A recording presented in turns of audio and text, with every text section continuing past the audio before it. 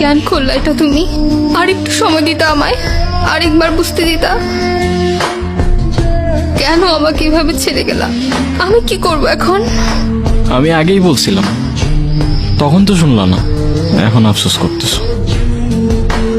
আমি ঠিকই জানতাম তুমি কাঁদবা, কিন্তু তখন বুঝলাম না। প্রথম প্রথম সবকিছু কত সুন্দর থাকে, তাই না? তারপর চেঞ্জ হইতে থাকে, ইন্টারেস্ট, বিহেভিয়ার আর সাথে ইমোশনস।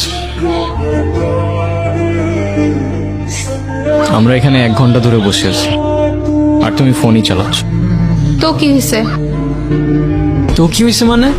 এইটা আবার কেমন? আমি বসে আছি আর তুমি ফোন চালাচ্ছ। তোমাকে তো কেউ মানা করে নেই, তুমিও চালাও।